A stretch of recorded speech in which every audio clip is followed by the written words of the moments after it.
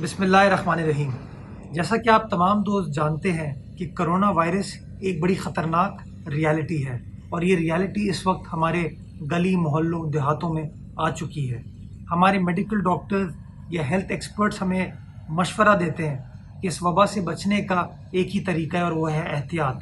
एहतियात कैसे करनी है आपको कि गैर ज़रूरी तौर पर अपने घरों से नहीं निकलना, और अगर निकलना नागुज़ीर है तो आपको समाजी फासला रखना है, और सबसे ज़रूरी चीज़ कि आपको ये मास्क पहनना है।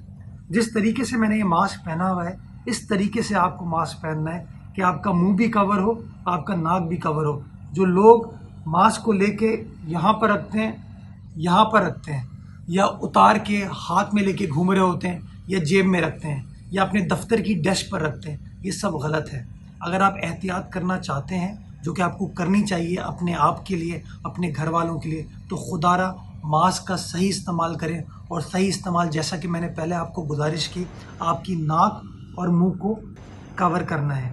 मेरी शहरियों से एक बार फिर पुरजोर अपील है कि मुश्किल वक्त है, उस मुश्किल वक्त में अपना साथ दीजिए, अपनी हुकूमत का साथ दीजिए, अपने घर वालों का साथ दीजिए, और मास्क सही तरीके से पहनिए और गैर ज़रूरी तौर पर अपने घरों से ना निकलिए। अल्लाह ताला इस मुश्किल वक्त में हम सब के लिए आसानी फरमाए और इस मुज़ी वबा से हमें तहफ़्फ़ुज़ फराहम करे। आमीन या रब्बुल आलमीन।